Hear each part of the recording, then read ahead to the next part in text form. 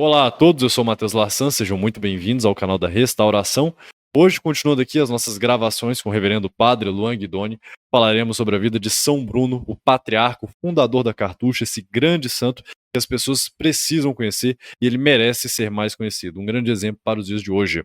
Antes de passar a palavra para o padre, peço aqui que vocês se lembrem de se inscrever no canal, conferir se o sininho de notificações está ativo, deixar o seu like para ajudar no engajamento e também fazer o seu comentário, compartilhar esse vídeo, essa aula em que o Padre Guidoni lerá o seu prefácio ao livro para mais pessoas, porque será de grande interesse. Lembrando que o livro de São Bruno está na sua pré-venda e até o dia 10, quem comprar o livro terá o seu santinho de São Bruno, um santinho especial e exclusivo para quem comprar o livro até dia 10. Padre, o senhor está aí? Como é que o senhor está?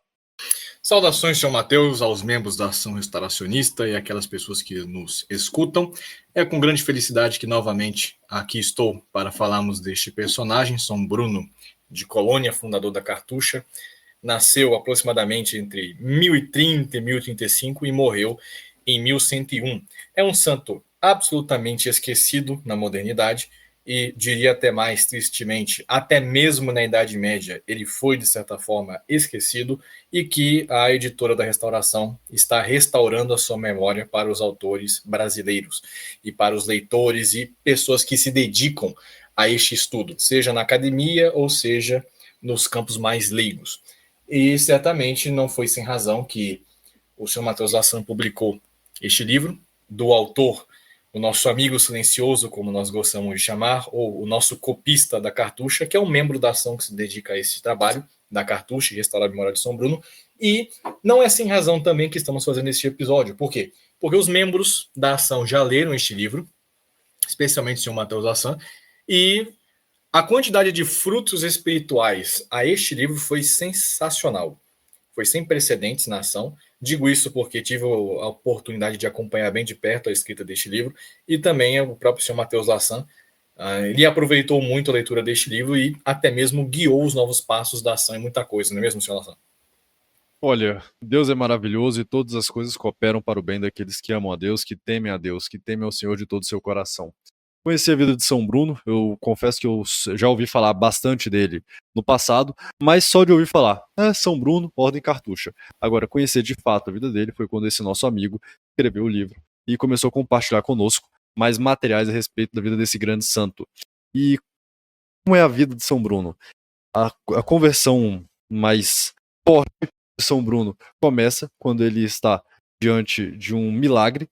Vou deixar o padre aqui para não dar um spoiler no seu prefácio, mas ele testemunha um milagre e isso impacta diretamente a vida dele. E ele tenta se aproximar mais de Deus.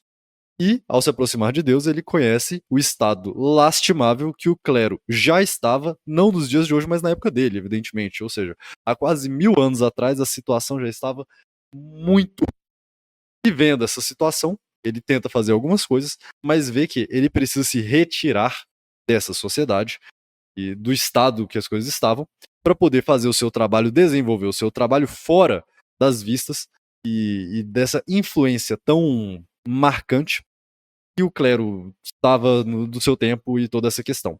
E muito isso tinha a ver com aquelas meditações que nós aqui da Ação Restauracionista já estávamos fazendo há um bom tempo. Ok, testemunhamos um milagre que é a Igreja Católica continuar viva, não é? Continuar existindo, mesmo depois, mesmo com tanta crise, com tanta apostasia, com tanta roubalheira, com tantas pessoas usurpando o nome de Deus para lucrar, para viver, para viver bem, para luxar em cima disso. Mesmo com tudo isso, a Igreja Católica continua de pé, pelo menos a sua fé, não é? Vendo a fé católica de pé, testemunhando esse milagre, de fato. Nós percebemos, eu aqui e os outros membros da Ação Restauracionista, percebemos o estado lastimável em que o clero se encontra e fica naquela pergunta: e agora, o que eu faço? Né? Então, temos tido esse entendimento em grande parte devido à reflexão sobre a vida de São Bruno, a necessidade de nós nos retirarmos dessa ordem anticristã, essa ordem social anticristã, e construirmos alguma coisa mais católica à margem dessa sociedade, trabalhando mais para Deus e dependendo de Deus para que retiremos daí o nosso sustento, dedicando nossa vida ao trabalho e ao estudo.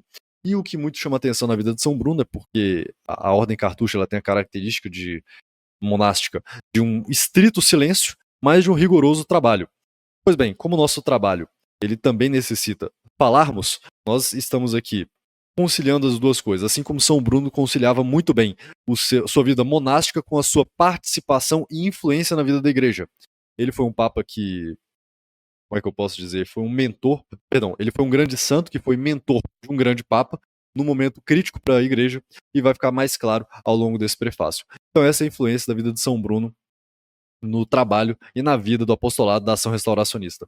O seu exemplo de silêncio, de trabalho, de recolhimento, mas de intensa participação na vida da igreja.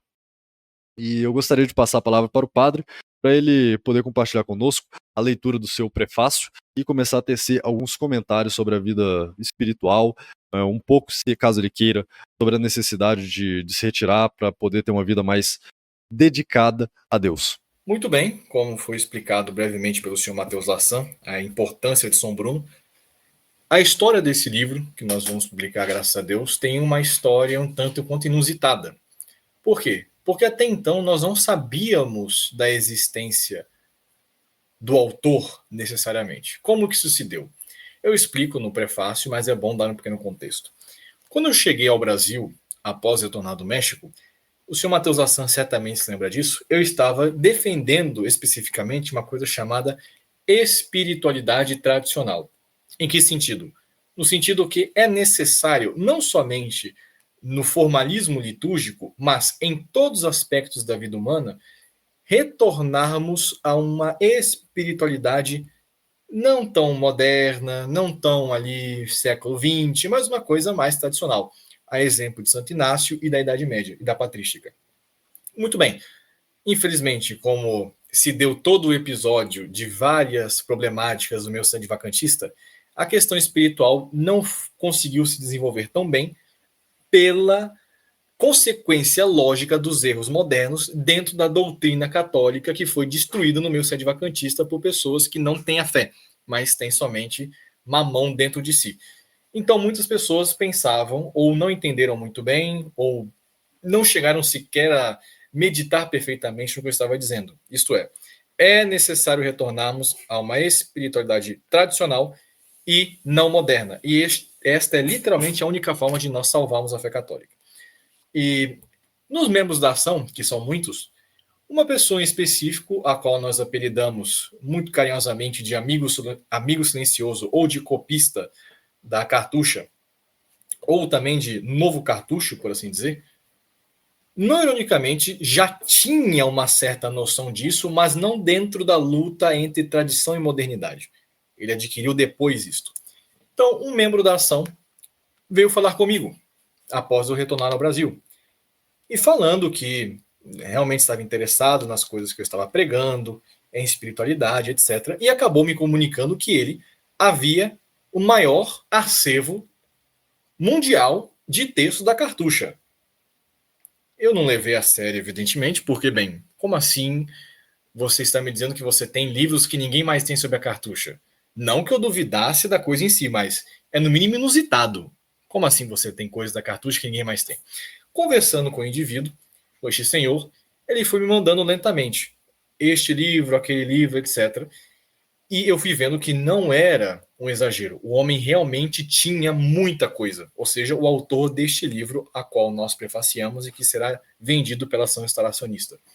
Então, este autor, que não quer se identificar, que não quer ter o seu nome associado a esta obra, mantendo assim a tradição cartucha de não firmar documentos, ele realmente tinha um trabalho monumental, um trabalho fenomenal em relação à cartucha, e ele havia também me comunicado o desejo que tinha de escrever uma biografia de São Bruno, porque da mesma forma que o meio católico brasileiro tem esse problema, como nós já falamos, da usurocracia nas editoras, que estão mais preocupadas em ganhar dinheiro e lucrar do que espalhar a verdade, nós também temos um problema no Brasil, que ninguém conhece São Bruno.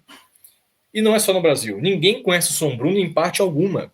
Esta é a grande desgraça. Mas, por um milagre, um membro da ação tinha mais material do que bibliotecas da Europa inteira sobre a cartucha. Só para fazer uma pequena interrupção, padre. São Bruno é esquecido na própria cartucha. Precisamente. Nem eles mesmos têm todas as... Parece um absurdo que eu vou dizer, mas nem eles mesmos têm todas as obras do fundador da Cartucha. Tá espalhado em várias partes do mundo e não tem, até hoje, agora que vai ter um cânon, um índice de obras de São Bruno, para você ver o nível. Verdadeiramente é uma lástima isso acontecer, porque, bem, quem deveria ter mantido essa tradição são justamente os cartuchos, e não manteram por displicência. E não foi depois do Vaticano II. Não, já estava acontecendo antes também, e na própria Idade Média. Mas, bem, continuando. E, infelizmente, este homem, que está na ação graças ao bom Deus, tem todo esse material na mão, só que não sabia exatamente como levar a cabo. Claro, ele já queria escrever, já tinha escrito bastante, e ele veio e me solicitou: Padre Guidoni, eu tenho aqui um pequeno escrito que eu fiz, que eu mesmo escrevi, sobre a vida de São Bruno. Eu gostaria que o senhor lesse para avaliar se ele pode ser publicado algum dia, em algum site, etc. Mas é um trabalho sem grandes pretensões. Ou seja, estamos aqui falando de uma pequena biografia. Muito bem. Então, essa pessoa me pediu que, padre, você poderia avaliar? Então, comecei a leitura. Passando um pouco as páginas e vendo o conteúdo do livro, eu imediatamente liguei esta pessoa e disse: e você tem a obrigação moral de escrever um livro imediatamente, com todas as fontes que você está colocando aqui, porque isso aqui é uma joia. Então, eu até mesmo falei bem forte com essa pessoa, com o nosso amigo silencioso, com o nosso cartucho, com o nosso copista da cartucha. Você tem que escrever esse livro imediatamente. E deve ser muito maior do que está aqui. Porque até então ele tinha escrito 60, 70 páginas. Hoje o livro, bem, já ultrapassou isso aí muito. E também muito conteúdo. Por consequência, do que se trata o livro? Se trata de uma biografia escrita por um membro da ação restauracionista da vida de São Bruno, com base nos documentos mais antigos que a ordem possui e que podem ser consultados em fontes que não estão tão acessíveis assim ao grande público e que requer, evidentemente, um trabalho mais minucioso da parte de uma pessoa intelectual acima da média, que é o caso do nosso amigo copista, do nosso amigo silencioso, por assim dizer, do nosso cartucho da restauração. Inclusive, certamente ele está escutando esse episódio, já tem a minha aprovação, a minha bênção para esse trabalho. E desejamos expor aqui hoje um pouco desse livro. Padre, só reforçando, este livro não é uma tradução, não é uma reedição, é um livro novo, é livro autoral. Nunca foi escrito antes em lugar algum do mundo e o Brasil está tendo esta graça. Deixando bem claro. Precisamente, não é uma tradução, não. Nós estamos falando de um membro da ação restauracionista que escreveu uma biografia única da vida de São Bruno com base em documentos antiquíssimos, os quais, disse eu a ele, você não pode somente escrever a vida de São Bruno, você tem que anexar também no próprio documento, no próprio livro, traduções da própria ordem que não foram traduzidas do latim até hoje. Então eu disse, não basta escrever a biografia, tem que deixar os dados, os livros, traduções de outros textos também. Então, no fim, nós podemos dizer que é uma pequena suma ou um compêndio da vida de São Bruno e da Ordem Cartucha, porque o plano inicial era 100 páginas da biografia dele. Eu disse, de forma alguma, você vai fazer sim 100 páginas, mas vai anexar o documento da Ordem, vai anexar os poemas de São Bruno, vai traduzir muito mais este que uma comentário. biografia de São Bruno. É uma Muito mais. introdução à cartucha, é um guia de estudo sobre a cartucha. Precisamente. É quase uma enciclopédia cartucha, podemos dizer assim. Este indivíduo, o nosso amigo cartucho, o nosso amigo silencioso, o nosso amigo copista da cartucha, ele tem novos planos, inclusive. Ele tem planos de traduzir todos os comentários aos salmos de São Bruno. Não é pouca coisa. Estamos falando dos 150 salmos inteiros comentados por São Bruno e também de outras obras da cartucha. E dentro de uma perspectiva tradicional, a qual faltava ele no início. Ele já sabia do problema da modernidade da tradição, mas não sabia de pormenores, como, por exemplo, a Devoção Moderna, da qual eu, graças a Deus, consegui trazer ao Brasil este problema e agora está sendo muito mais destrinchado por outras pessoas também, inclusive pela ação, e toda a problemática da mentalidade moderna, que não nasce no Vaticano II, mas é ali da Idade Média quando começa a situação. A degeneração da tradição não começa no século XX, começa na Idade Média, tristemente. E São Bruno é um desses personagens que tentou impedir a ascensão da modernidade. E, inclusive, o esquecimento das obras de São Bruno fazem parte essencial do nascimento da modernidade, que é uma das teses que nós defendemos aqui. Muito bem.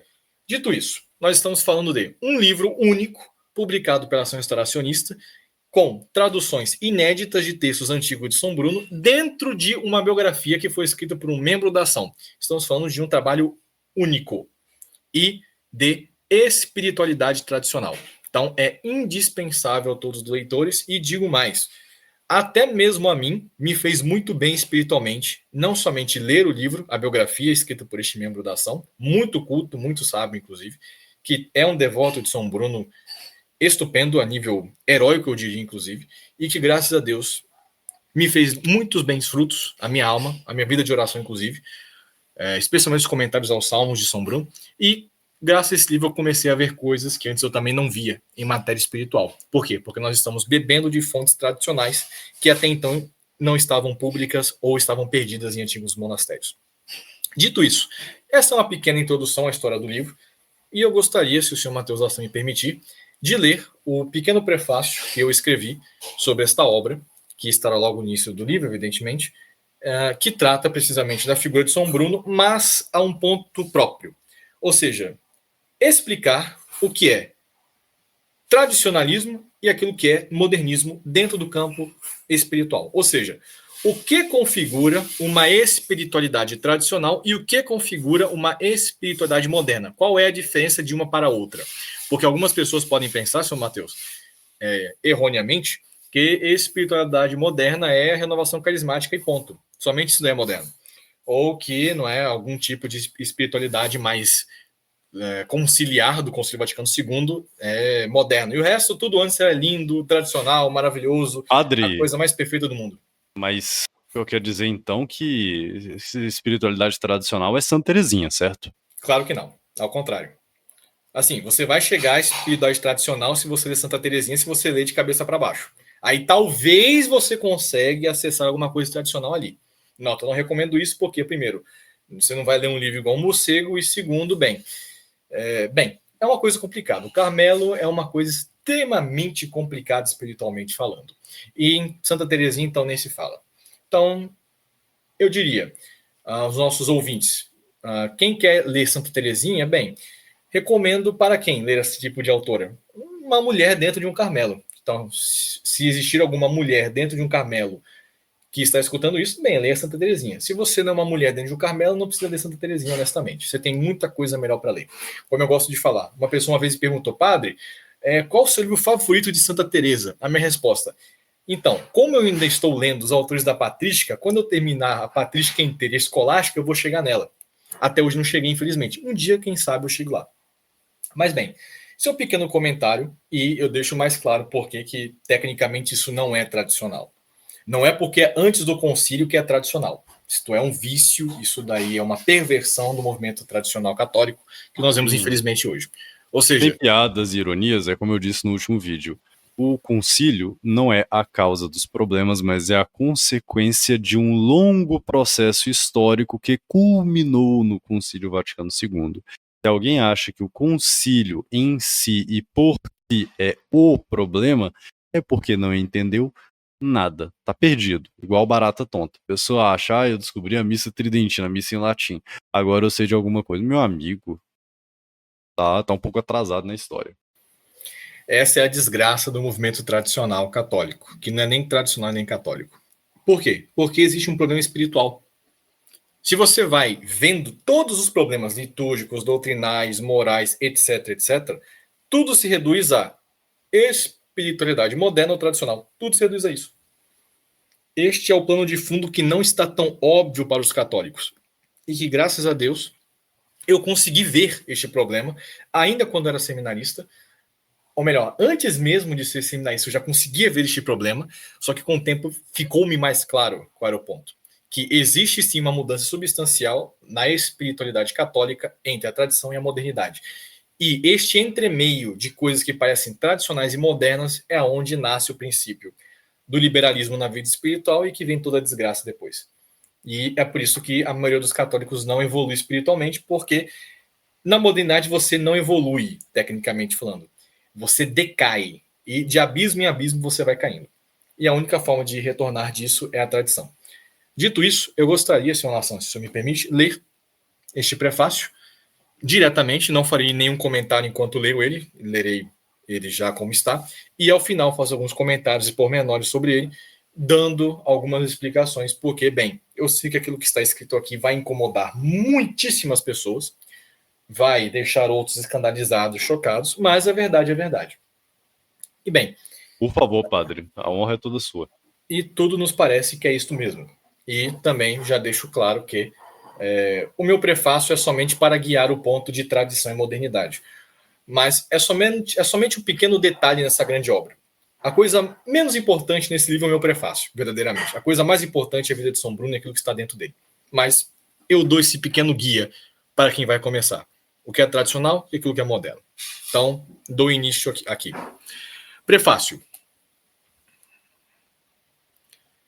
A supremacia espiritual de São Bruno e da Ordem Cartucha forjaram a joia mais preciosa da vida religiosa do Sacro Império Romano-Germânico, e todos os homens de boa vontade podem contemplar no mais alto dos céus aquele resplandecente zênite branco que é São Bruno de Colônia.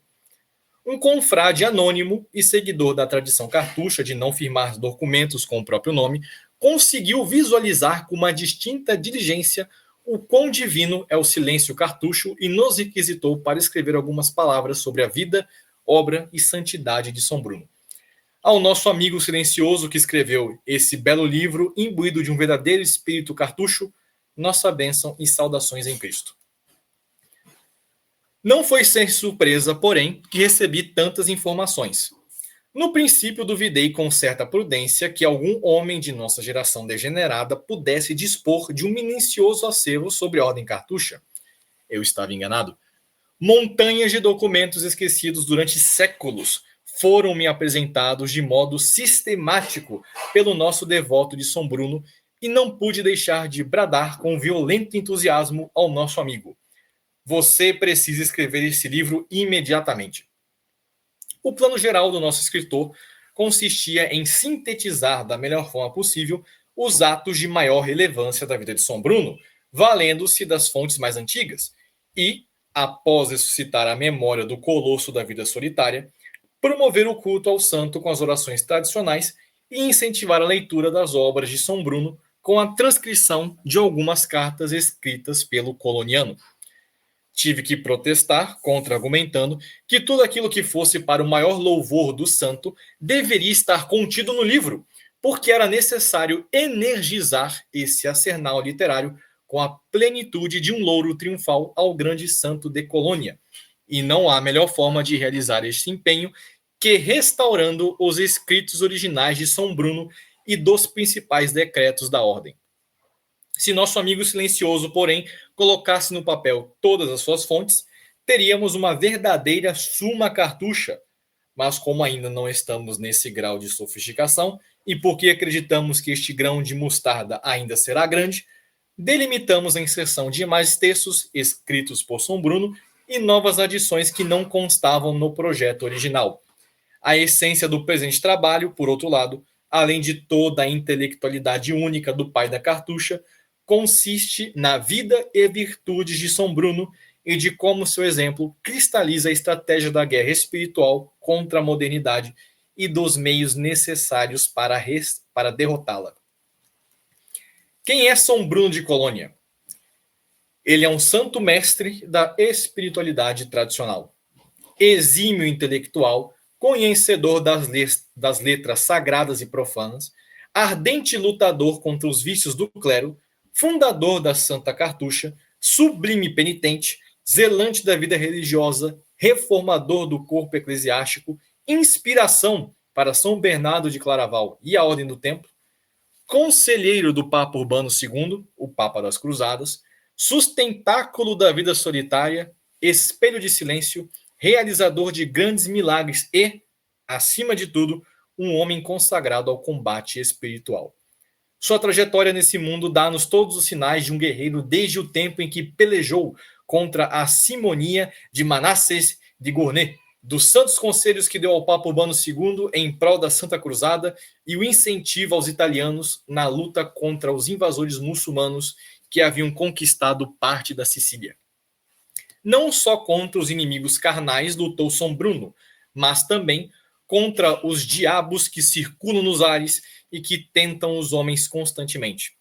Sua contínua abstinência, silêncio e mortificação purificaram seu corpo e alma de tal forma que seus atos práticos e intelectivos refletiam um ordenamento aristocrático com a vontade divina. A cartucha, por ele fundada, e seus escritos, especialmente os comentários aos Salmos, uma obra tragicamente esquecida pelos católicos na modernidade, reluzem solarmente o fogo que queimava em sua alma pela instauração do império de Cristo sobre o universo. As obras de um religioso são reflexo de um coração que está em Deus ou contra Deus, e se enganam aqueles que creem que unicamente pela via intelectual é possível lograr grandes obras, porque é a alma santificada pela graça que opera maravilhas. Se São Bruno não fosse um homem espiritual, seus dons belicosos e racionais não teriam alcançado o cume daquela cordilheira altíssima que é a perfeição. Gostaríamos de insistir um pouco mais nessa questão espiritual. O que queremos dizer por espiritualidade tradicional? Queremos dizer os primeiros séculos do catolicismo como uma escola espiritual que cresceu até atingir seu ponto mais alto no amanhecer de São Bento de Núrcia e que teve seu entardecer em Santo Inácio de Loyola, pois não vemos mais grandes luzeiros nos céus após o fundador da Santa Companhia de Jesus. Essa espiritualidade antiga, medieval e monástica, fundada na sólida rocha da Lectio Divina, da liturgia e no conselho beneditino Ora et Labora, parece-nos catastroficamente, quase que totalmente perdida.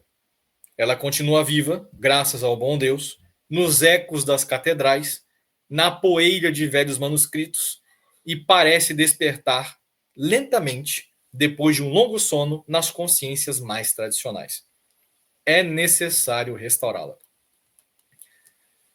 A gênese dessa espiritualidade é uma corrente dourada unida pelos elos de santos ilustres. Nosso Senhor Jesus Cristo, verdadeiro Deus e verdadeiro homem, ensinou-nos o caminho para a perfeição e salvação. Ele confiou aos seus 12 apóstolos, em especial São Pedro, o ensino da doutrina e também elegeu Maria, sua santa e imaculada mãe, como protetora da Santa Igreja. Com a evangelização das nações, um número incomensurável de santos mártires abundou a Igreja de sangue e graça. Alguns homens mais piedosos enxergaram a corrupção do mundo e desejaram apartar-se dele, como Santo Antão. Policarpo de Erisma, Santo Irineu de Lyon, Santo Hipólito de Roma, Santo Atanásio, Santo Ambrósio, São João Crisóstomo e São Jerônimo formaram um batalhão apologético poderosíssimo contra os hereges. Com Constantino, o Grande, a Igreja Romana finalmente atingiu sua liberdade e o poder papal uniu-se ao catechão temporal, o Império Romano. Santo Agostinho e o Papa São Leomagno fizeram crescer ainda mais a fé católica pelo orbe através de seus escritos e ações. O primeiro leão da Igreja salvou o Império Romano das garras do possesso Átila, ou Uno, impedindo de devastar a obra de Jesus Cristo e a cidade santa de Roma. São Bento de Núrcia, pai da espiritualidade ocidental, erigiu a vida monástica por toda a Europa e sua vida foi santamente escrita pelo Papa São Gregório Magno. São Remígio, Santo Isidro de Sevilha, Agostinho de Cantuária, Beda o Venerável, São Bonifácio e o grande São Patrício dilataram vastamente o espírito católico pelo mundo e consolidaram a cristandade nos pontos cardeais da Europa. E a chave histórica desse período está centralizada na nobreza régia do imperador Carlos Magno. Será São Romualdo, fundador dos camaldulenses, que dará um novo ânimo na veia beneditina, porque já no ano 1000 se iniciam algumas anomalias na igreja. São Pedro Damião combaterá a degeneração eclesiástica nas ordens religiosas e no clero secular. É no século XI que vemos, pela primeira vez, o surgimento da modernidade como um corpo ainda disforme que evoluirá até o absoluto caos revolucionário. Apesar disso, ainda surgiram grandes atletas da fé durante esse tempo, como o santo rei Henrique II do Sacro Império Romano Germânico, São Hugo de Grenoble, Papa Urbano II e o nosso herói, São Bruno de Colônia. Será posteriormente Pedro, o eremita, ou Pedro de Aimes, São João da Mata, fundador dos Trinitários, e São Félix de Valois, que darão suas vidas pela libertação da igreja oprimida na Terra Santa, da mesma forma que São Pedro Nolasco, fundador da Ordem dos Mercedários, e, assim como São Bernardo de Claraval, o grande santo da Ordem Cisterciense, que escreveu a Regra dos Templários e, com o suporte de São Norberto de Chanten, fundador da Ordem Premostatense, combateu o antipapa de seu tempo e reformaram a vida religiosa cada vez mais decadente. Foi necessária uma intervenção divina nos espíritos de São Francisco de Assis, São Domingos de Gusmão e São Luís IX, rei de França, para combater a heresia e a perversão dos costumes, e ainda dois outros santos, como Santo Antônio de Pádua e São Tomás de Aquino, para fundamentar com mais potência o desejo dos fundadores da ordem franciscana e dominicana de reformar a sociedade católica. Girolamo Savonarola dará o último grito contra a Renascença para defender as ruínas da Idade Média. Por fim, Santo Inácio de Loyola, o soldado que se tornou santo, e São Francisco Xavier foram os últimos grandes astros que iluminaram a igreja com a luz da espiritualidade tradicional. Ite inflammate omnia. Depois disso, o sol foi eclipsado. A espiritualidade tradicional é transcendental, racional, ocidental, romano-germânica, antiga medieval, litúrgica, monástica hierárquica, ascética e guerreira. Sua antítese, a espiritualidade moderna, é o nêmesis da tradição espiritual da Igreja Romana. A origem da espiritualidade moderna, paradoxalmente, é muito antiga. Aquilo que chamamos de modernidade é apenas a reformulação dos antigos e já refutados erros do passado dentro de uma tática dialética anticatólica com tendência materialista. As ideias dos modernos já foram escritas alguns milênios atrás, mas eles não sabem disso. Antes que a escrita existisse, práticas religiosas subversivas já reinavam pela terra. Aos pés do que sobrou de Babel, nasceram muitas artes mágicas e miríades de demônios espalharam ideias contra Deus pelo mundo. O Oriente recebeu de braços abertos todos os erros criados pela mente humana e pelas diversas inteligências diabólicas. Egito, Babilônia, Índia, Ásia e os antigos magos orientais encabeçaram o poço de corruptores gerais dos filhos de Adão.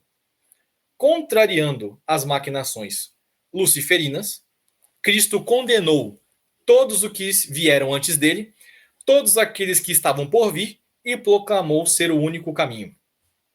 Derrotados por Cristo, o exército infernal preparou-se para uma escaramuça contra os seguidores do Nazareno através de 3 movimentos espirituais anticatólicos: o gnosticismo, o neoplatonismo e a magia. Simão, o mago, Cerinto, o gnóstico, e Amônio Sacas, o neoplatônico, formaram o Cérbero de 3 cabeças, mas de um só corpo, contra a igreja. Essa foi a primeira resposta das forças ocultas do Tártaro demoníaca contra os apóstolos. Cismas e heresias se multiplicaram quando os donos do Cérbero soltaram a besta satânica contra a igreja e o sangue dos mártires jorrou por todos os lados. Foram precisamente os descendentes destes gnósticos, neoplatônicos e magos que mataram a fé do imperador Juliano, tornando-o apóstata.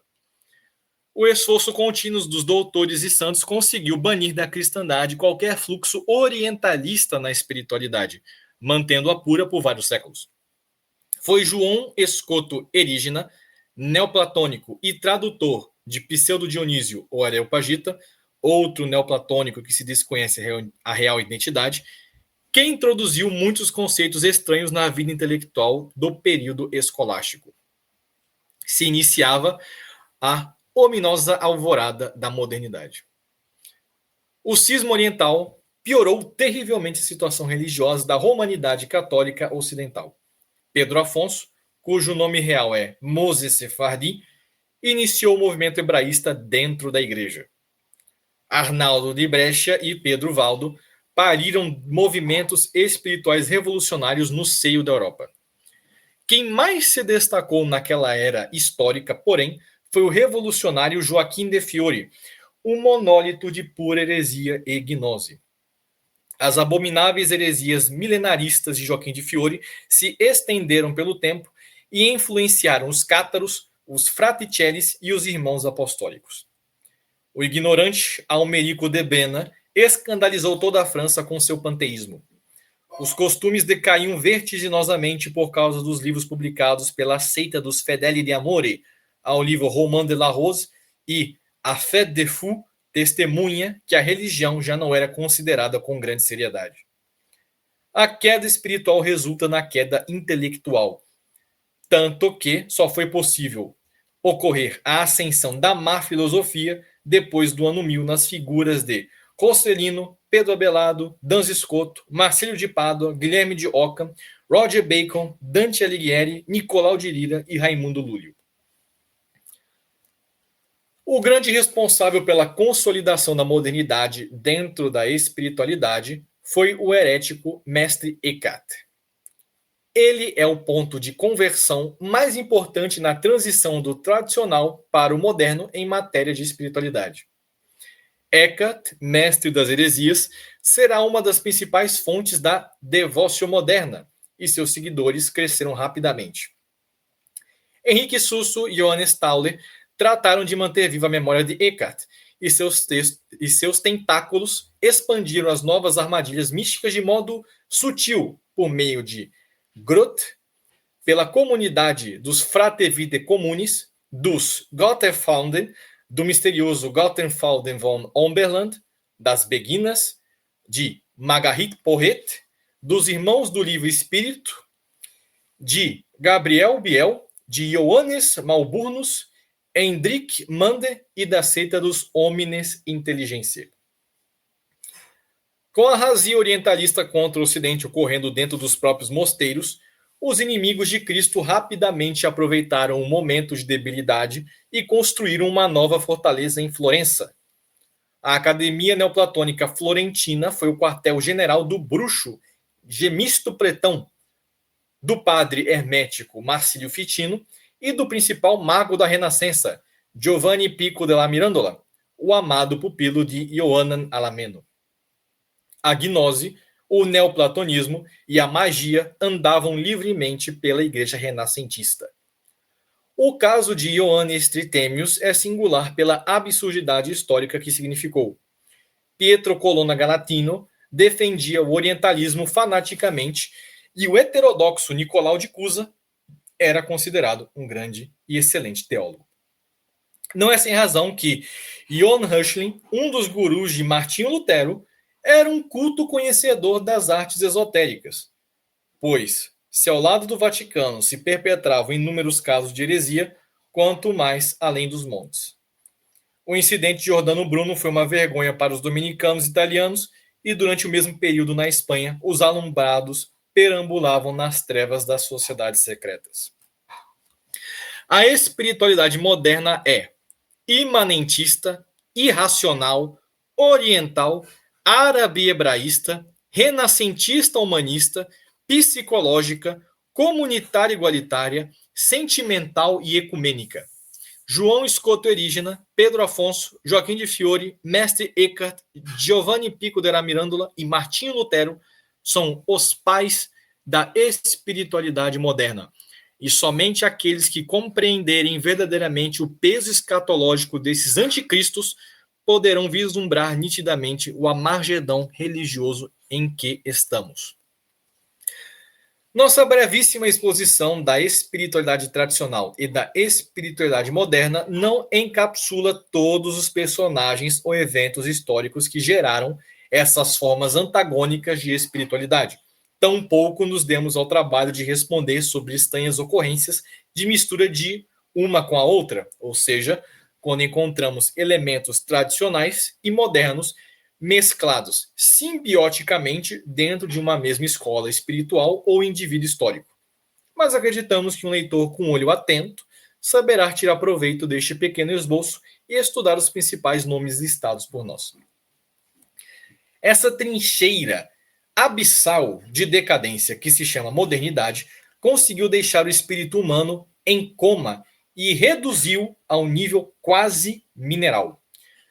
A alma do homem moderno, ou o que sobrou dela, ou pior, se é que ela ainda existe, transformou-se em um pandemônio por causa das heresias e da letargia espiritual generalizada. Podemos afirmar infalivelmente que existe mais vida na alma vegetal de um cacto do deserto do Saara que dentro do coração dos homens deste século.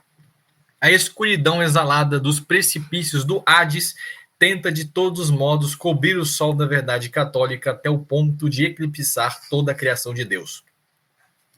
Perante esse virulento espetáculo de degeneração moderna, afirmamos com absolutíssima veemência que a cura para essa enfermidade encontra-se na espiritualidade de Bruno von Komm. No silêncio da cartucha, quando respeitado, não há lugar para revolucionários. A abstinência não permite que os vícios adentrem na casa de Deus, e o ofício divino é o aço forte daquela armadura que reveste o espírito da corrupção profana.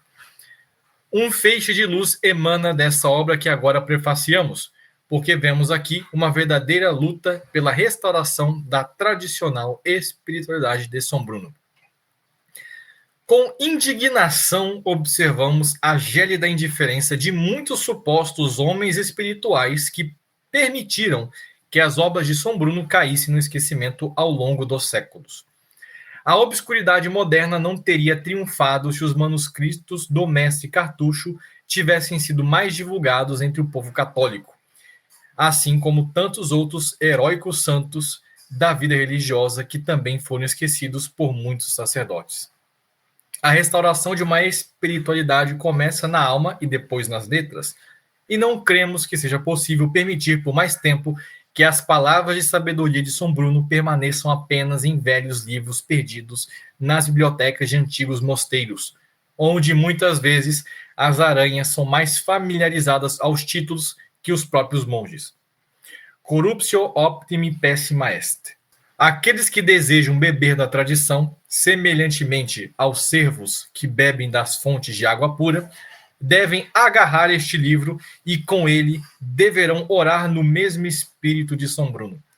A biografia aqui contida revivifica o espírito dos mornos, os escritos recuperados da cartucha são das mais altas meditações, as orações exercitam a alma e as imagens acendem a chama da vontade. Aqui está sendo dado o primeiro passo para a ressurreição do espírito de São Bruno e rogamos aos céus para que não seja o último.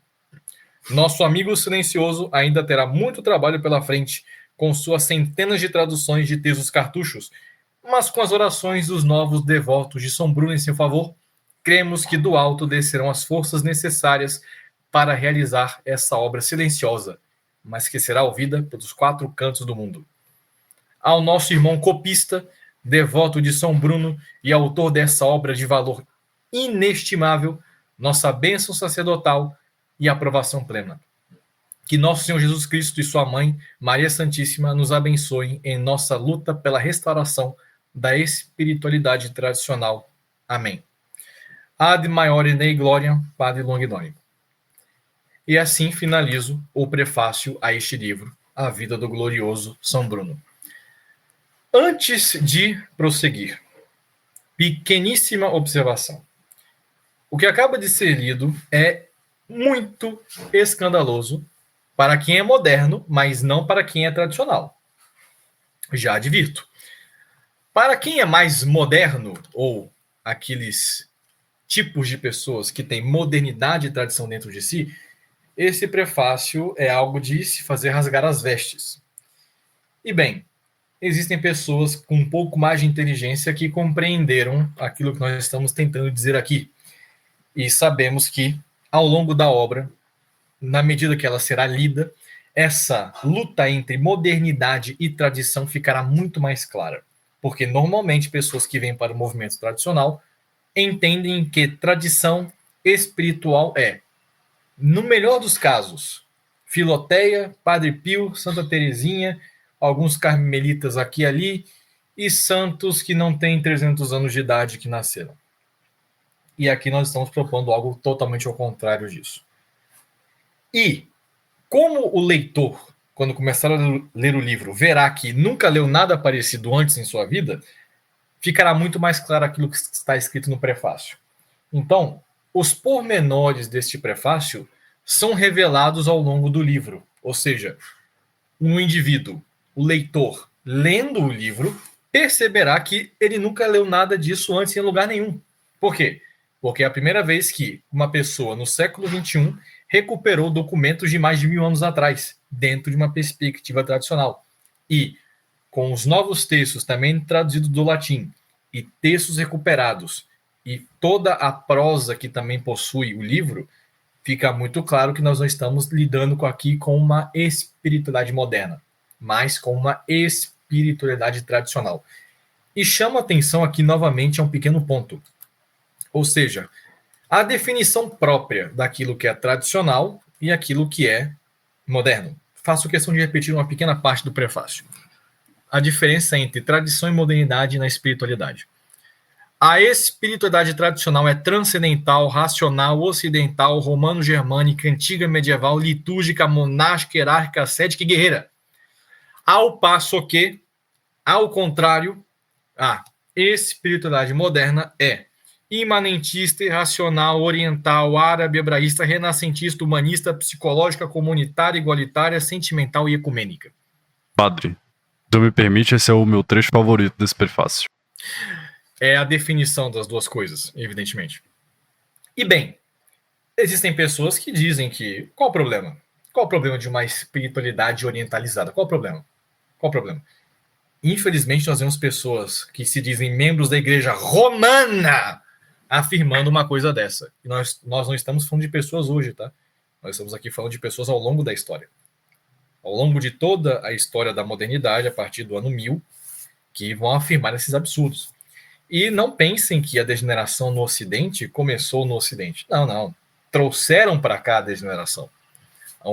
A degeneração veio dos lados de lá. Veio do lado do Oriente para cá.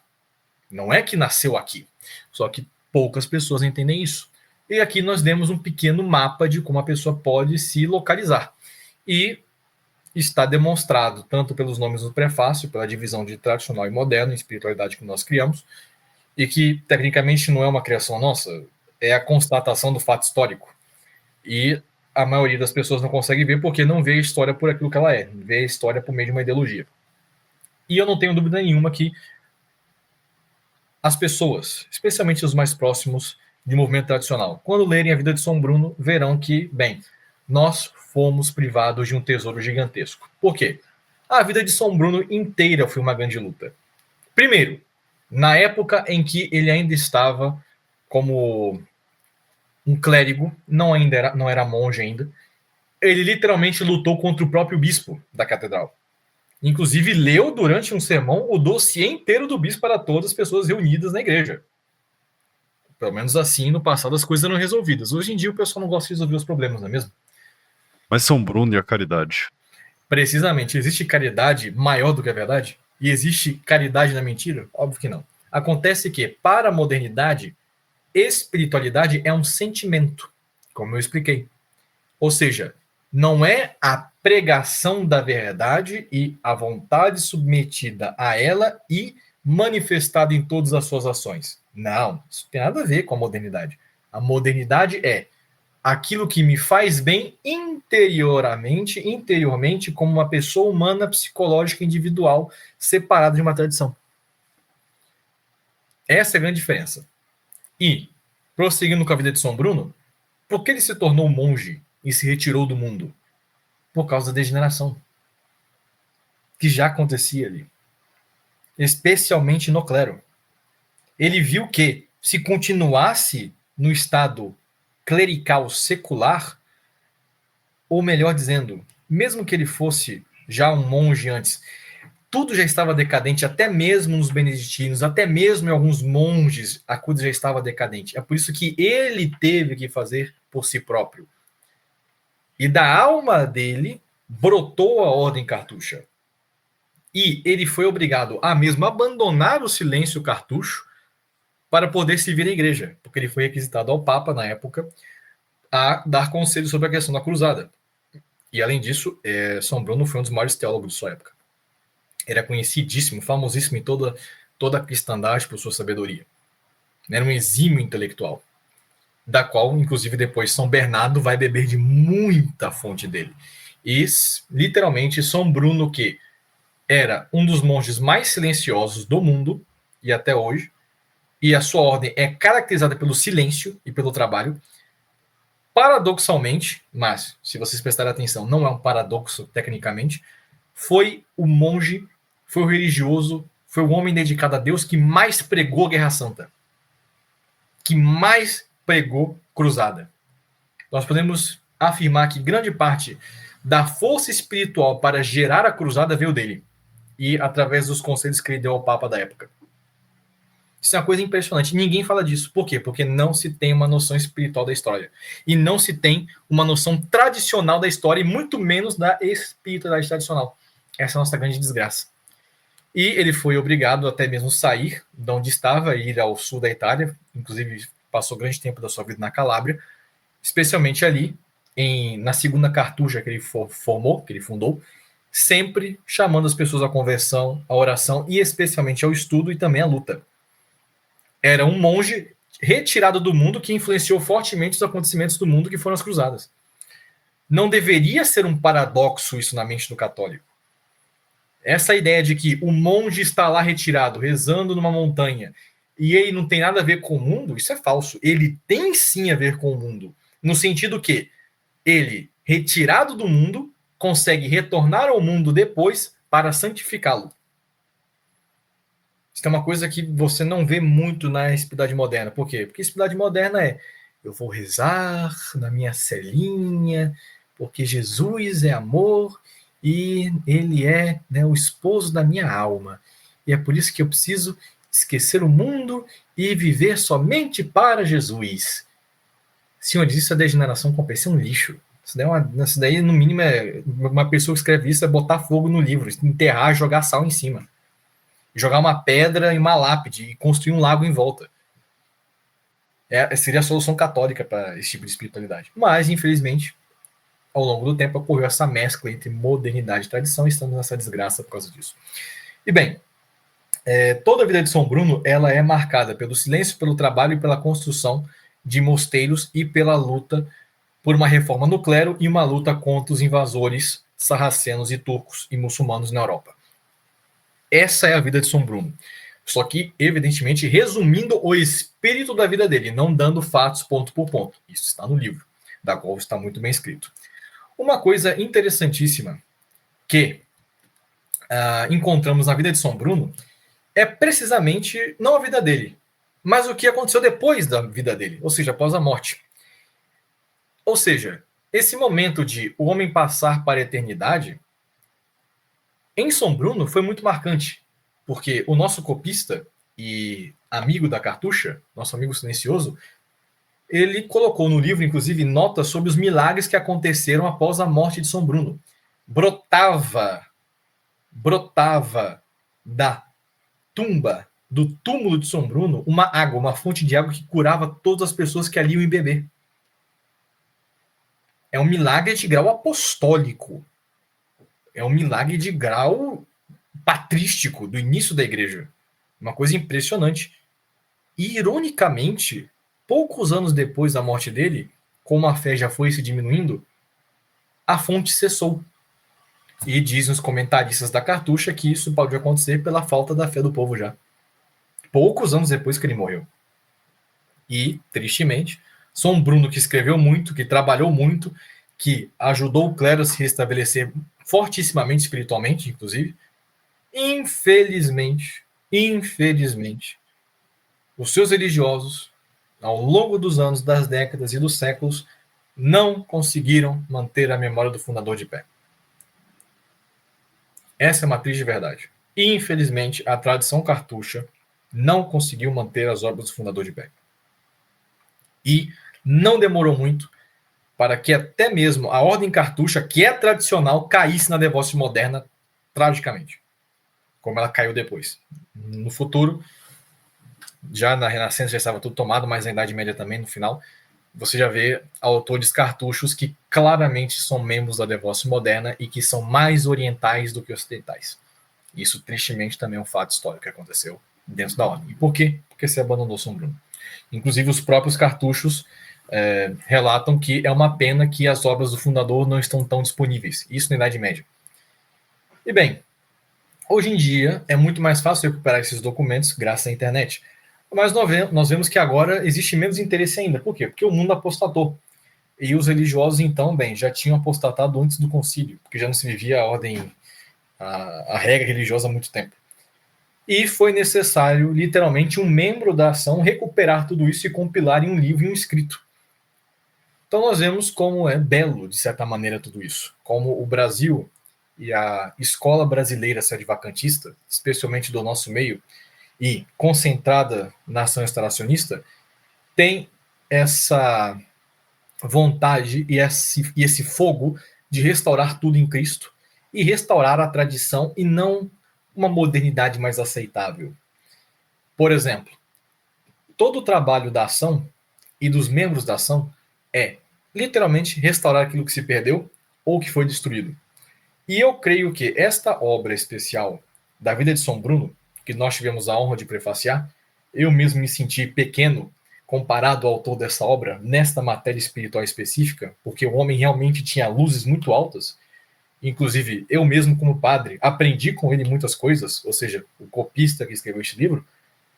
E nós temos que ter a humildade de reconhecer que todos nós somos modernos, estamos na modernidade, mas não somos da modernidade, e que temos que ter a humildade de lentamente recuperar a tradição. Nós não vamos chegar ao nível ultra, mega, super raditrad que nós almejamos tão rapidamente. Irá demorar, é um processo lento, é um processo que demora, que vai ser longo, mas que nós, graças a Deus, estamos indo lentamente. E eu creio que este livro de São Bruno, a biografia de São Bruno, que eu recomendo a todos, e me fez muito bem, inclusive, é um livro divisor de águas dentro do Brasil sobre a matéria espiritual. Eu sei, o senhor Matheus Assan também sabe, que após a publicação desse livro, nós teremos, evidentemente, cópias. Em que sentido? Bem, nós já sabemos como funciona, não é mesmo, senhor Matheus Assan? Muitas vezes funciona assim. A ação restauracionista propõe A, mas A é muito radical. Então, um outro grupo vai tentar propor um A menos.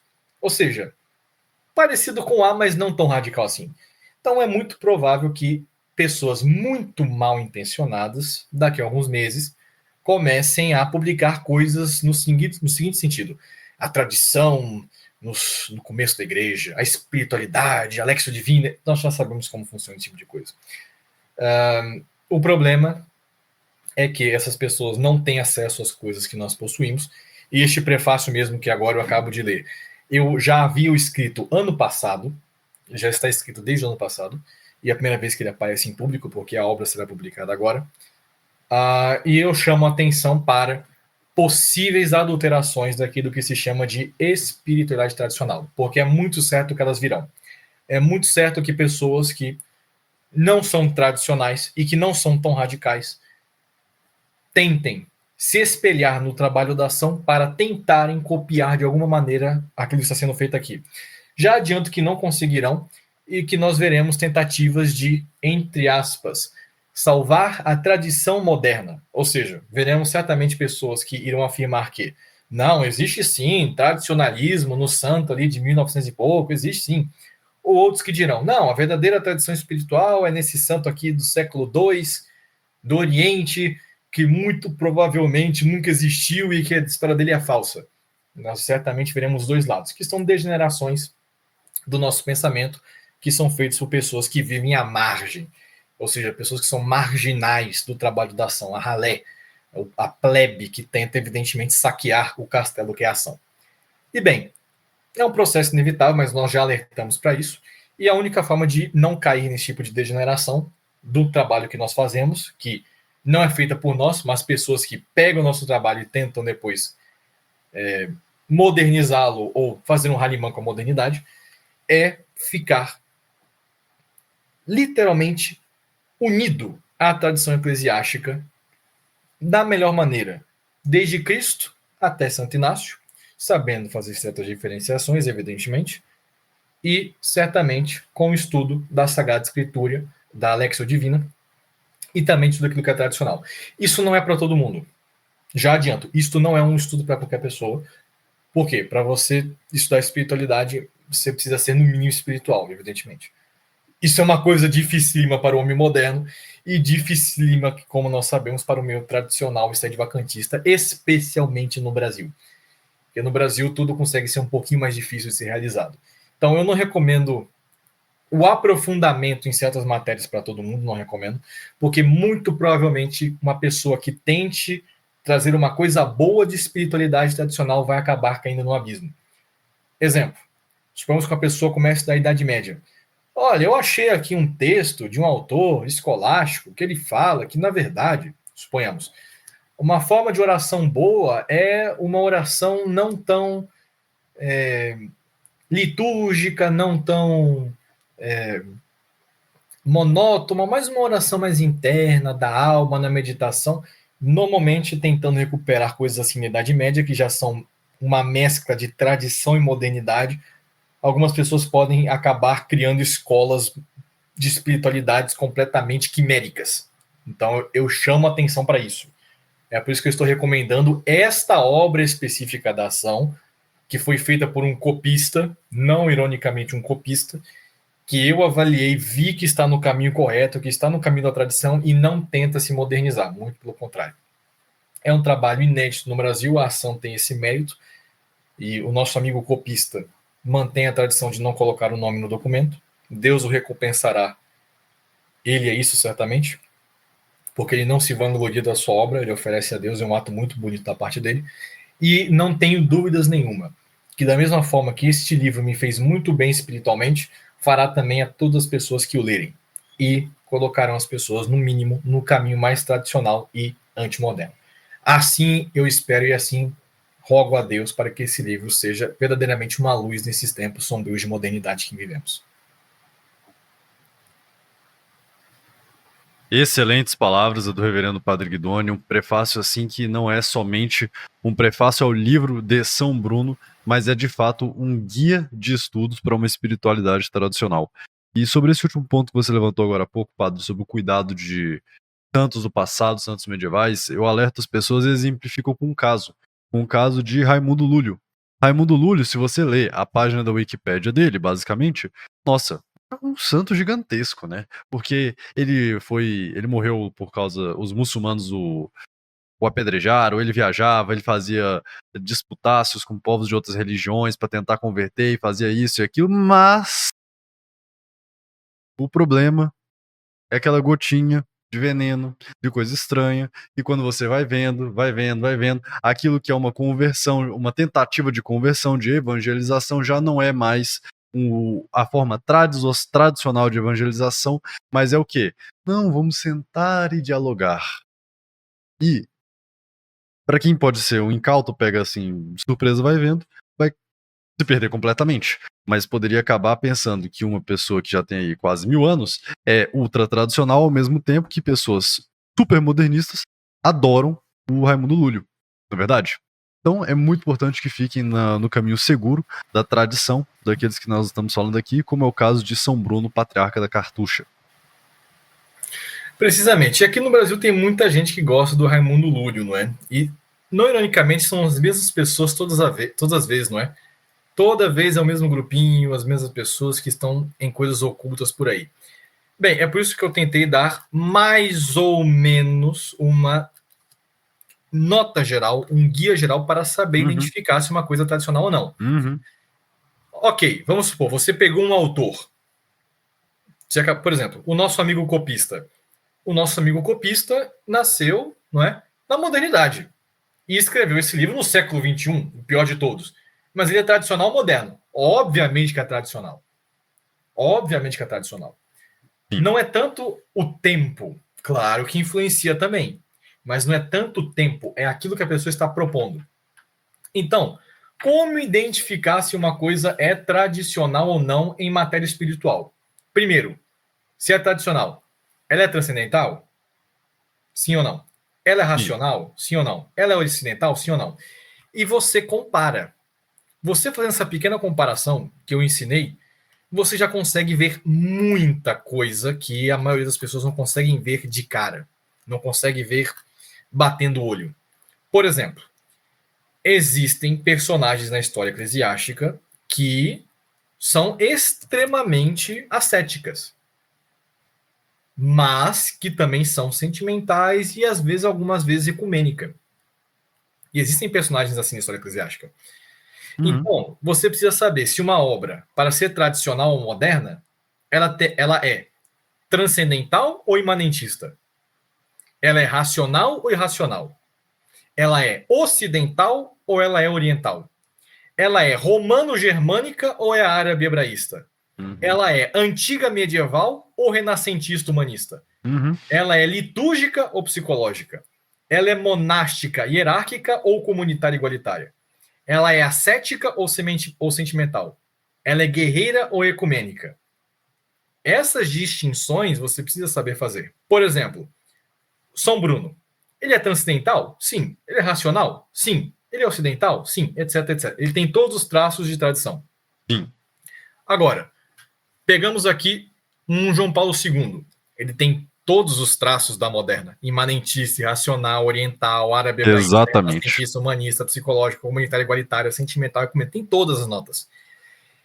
Entretanto, você tem personagens na história que às vezes são uma mescla de um e do outro. Por exemplo, vamos pegar aqui o caso de Santa Teresa d'Ávila. Ela é transcendental ou imanentista? É transcendental. Ela é racional ou é irracional? Bem, já fica um pouco complicado você afirmar exatamente o que ela é nisso. Porque quanto mais a alma vai se desprendendo de si, mais próxima ela vai chegando a Deus. Já não é tão racional assim. E vamos tentar fazer um juízo bem benéfico e bem humano e bem caridoso. Bem caridoso. Ela é ocidental oriental. Ela é mais orientalista do que ocidentalista. Ela é romano-germânica ou árabe-hebraísta? Essa eu até me abstenho de comentar. Ela é antiga medieval ou renascentista humanista? Renascentista humanista. Claro. Ela é litúrgica ou psicológica? É psicológica. Ela é monástica hierárquica ou comunitária igualitária? É monástica hierárquica. Dava muita importância à vida de mosteiro, à vida religiosa, o ofício, fundou vários conventos. Então, ela é monástica hierárquica. Ela é ascética ou sentimental? Um pouco dos dois. Ela é guerreira ou ecumênica?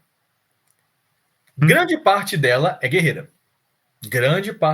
Ou seja, tem que converter herege, tem que fazer ordem, tem que converter as pessoas.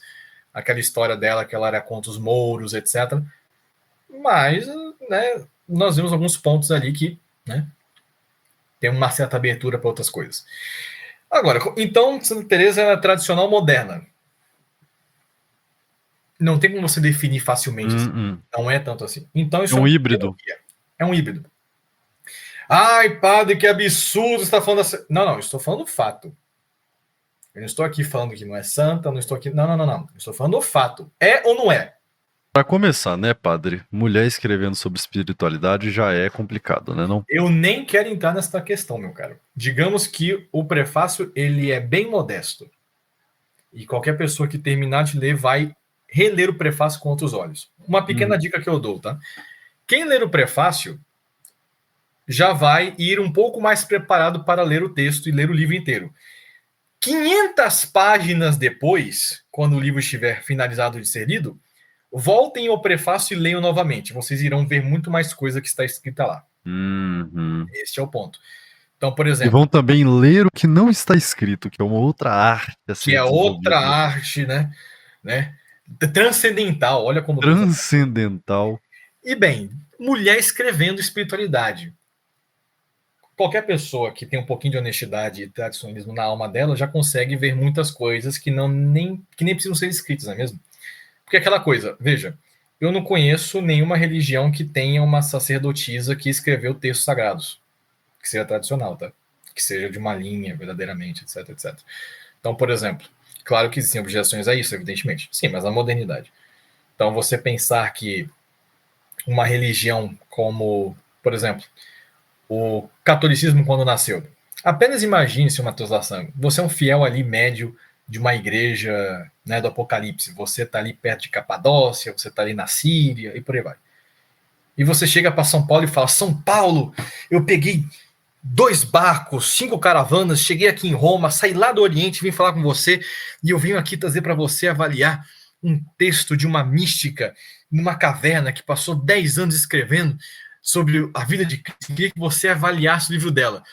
Eu posso imaginar a reação de São Paulo a isso. Eu posso imaginar o que São Paulo e Timóteo não conversavam e não foi escrito, né? Não, eu consigo imaginar o que São Paulo diria sobre isso, mas a modernidade em ação.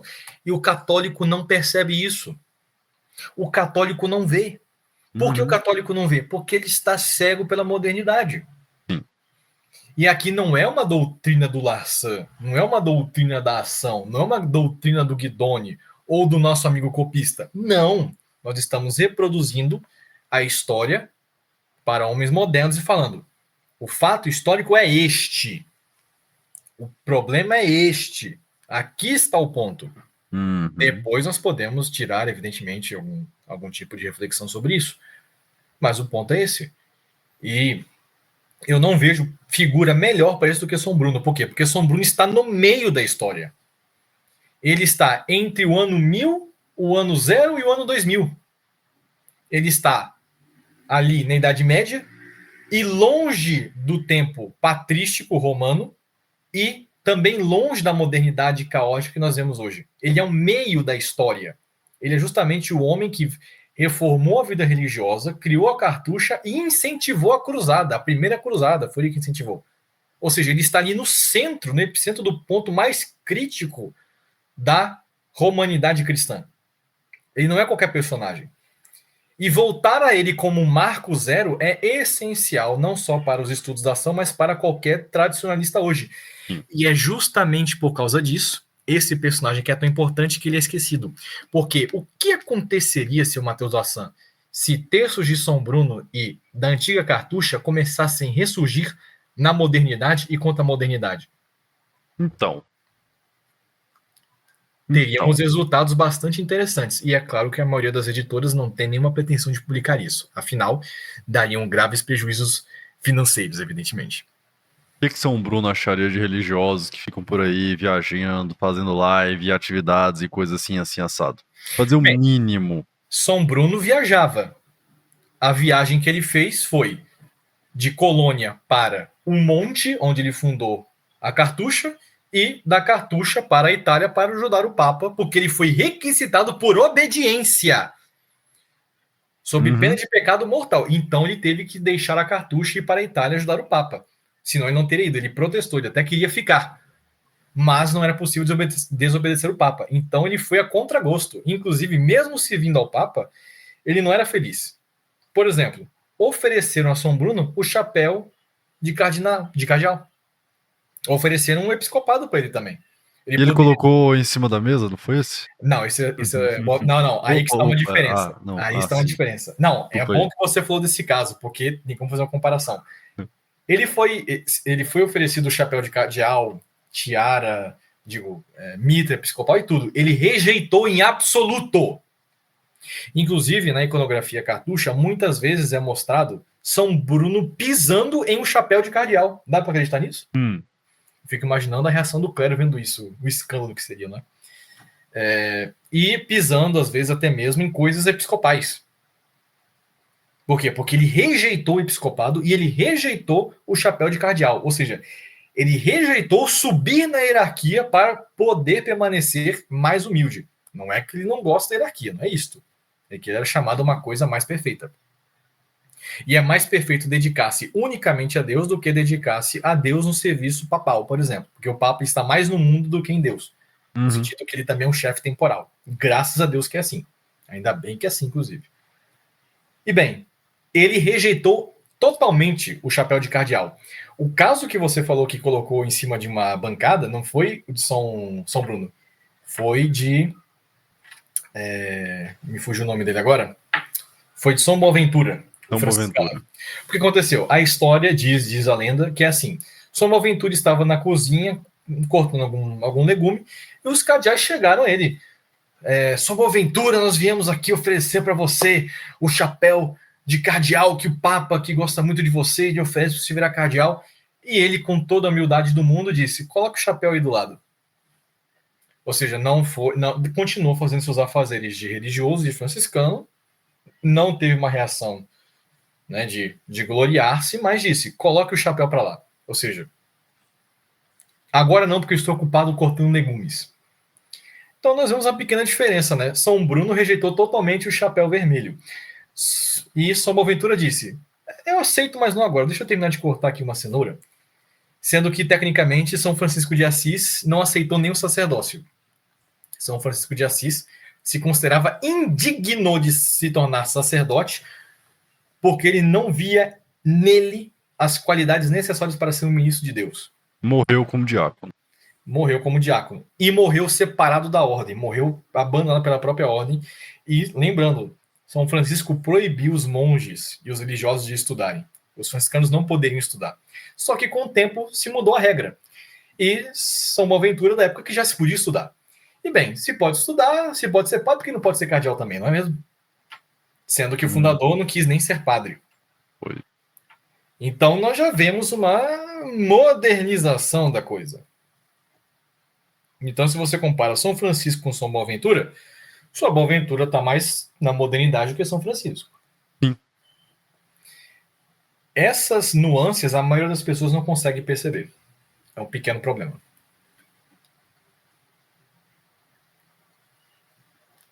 Meus amigos, e tem muita gente por aí ensinando que o problema é só a Missa Nova e o Concílio Vaticano II. Exato. E bem, eu acabei de dar uma distinção bastante brutal aqui. São Francisco não aceitou nem o sacerdócio e já São Boaventura já aceitou até mesmo o chapéu de cardeal, sendo que São Francisco tinha proibido estudar os franciscanos. E nós vemos que vai acontecendo esses movimentos de modernização. Perceber essas nuances não é para todo mundo. E eu falo isso porque eu estou no Brasil, inclusive. E o brasileiro tem dificuldade nessas matérias. Então eu dei somente um guia. Olha, vê essas características, dá para ver exatamente onde que está a coisa. Mas não é para qualquer pessoa sair por aí, evidentemente, rotulando. Esse aqui é moderno, esse aqui é tradicional. Senão vai ser um desastre. Não estou incentivando isso. Eu estou incentivando o quê? Estudem a tradição por aquilo que ela é. E não por aquilo que você acha que ela é. E rejeite a modernidade em absoluto. E não tente, entre aspas, tradicionalizá-la. Não, não. A modernidade tem que ser colocada na fogueira e acabou. Esse é o grande problema. E, pelo menos, até onde eu estudei, certamente a figura de São Bruno é a mais tradicional nesse sentido. Por quê? Ele é anterior até mesmo a São Francisco, a São Domingos e a São Bernardo de Claraval. E nós podemos dizer que São Francisco, São Domingos e São Bernardo de Claraval são ecos da doutrina de São Bruno. Não tenho dúvida nenhuma. Historicamente falando, espiritualmente falando. Sim, historicamente, claro como luz do dia. E o último grande foi Santo Inácio, certamente. Mas até Santo Inácio, ele está mais próximo da modernidade do que da tradição, tecnicamente falando, porque ele foi um dos últimos tradicionais. E depois, bem, nós vemos aí que o sol já não raiou com tanta força quanto antes. E deixamos assim. É verdade, padre. É verdade. Muito obrigado por essa aula, esse presente que é falar da vida de São Bruno e sobre a espiritualidade tradicional. Eu espero que tenha sido de grande proveito essa conversa para todos os nossos ouvintes, como foi para mim, como tem sido para mim, essa experiência de conhecer melhor a vida de São Bruno e todos esses temas relacionados a isso. Padre, agora acho que já podemos caminhar aqui para as conclusões finais, as suas últimas palavras. Você quer dizer alguma coisa? Certamente. Eu quero dizer para as pessoas que não concordam com aquilo que eu acabo de dizer. Primeira fala, refute, não tem como. Segunda fala, não finjam um escândalo farisaico. Não é feio, todo mundo percebe. E última coisa, aquelas pessoas que são mais de bem. Agora, preservem esse tesouro que vocês têm. Não é qualquer lugar do mundo que tem uma obra dessa. Não é. Então, é uma tragédia que, por exemplo, a Cartucha na Itália e na França, e também na Alemanha, são eles que deveriam estar fazendo esse tipo de livro. São eles. Por exemplo, existe uma cartucha muito famosa em Portugal, que é a Cartucha de Évora. Ela fechou por falta de vocação, por falta de dinheiro. E por que fechou? Porque a tradição não está sendo mantida. Então, o que vocês possuem aqui nas mãos agora, que será publicado pela ação, é algo que já deveria ter sido feito por cartuchos há muito tempo. E por que não fizeram? Porque até mesmo a cartucha caiu na degeneração moderna. Na Idade Média, você já tinha cartuchos que eram da devoção moderna, tristemente. E aconteceu a degeneração da ordem, da mesma forma que aconteceu a degeneração dos beneditinos, dos próprios cartuchos, dos franciscanos, dos dominicanos e de todas as ordens. E por quê? Porque a modernidade entrou e destruiu a tradição. Só que ela continua viva onde? Nos manuscritos originais. Ainda ela é acessível pela fonte escrita. A fonte oral nem tanto. Grande parte de tradições de mosteiros são orais, não são por escrito. Esse é um ponto que o pessoal também não entende. Então, existem costumes de ordens religiosas que eram transmitidas oralmente. Como uma ordem reza tal cântico, como tal ordem realiza, por exemplo, uma atividade mecânica, como que se fazia o manejo de uma casa. Coisas assim são orais, não são escritas na maioria das vezes. Isso se perdeu, tristemente, mas ainda nós temos os textos. E recuperar os textos é o passo essencial que deve ser dado aqui. Então valorizem isso, este trabalho da ação. Este trabalho é uma joia, uma preciosidade única, que infelizmente nós devemos fazer.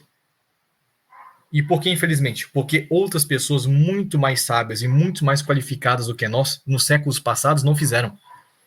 Então, esse livro também é um testemunho contra isso. Ou seja, essa geração pérfida, morna, fraca, completamente degradada, que não tem força, que não tem virilidade, que não tem poder, que não tem aristocracia em si, que não é nobre, que é vil. E como se muda isso? Muito simples. Amor à tradição e recuperar os textos antigos e implementá-los na vida hoje. Problema. Como é que se vai implementar na vida de um católico moderno que vive em apartamento num centro urbano cosmopolita uma espiritualidade de 1000 anos atrás? Bem, este é o grande problema também de muitos católicos. Não adianta. Assim como São Bruno, se necessário, retire-se da sociedade. Porque é melhor servir a Deus entre bestas e em montanhas do que entre homens, que na verdade são demônios.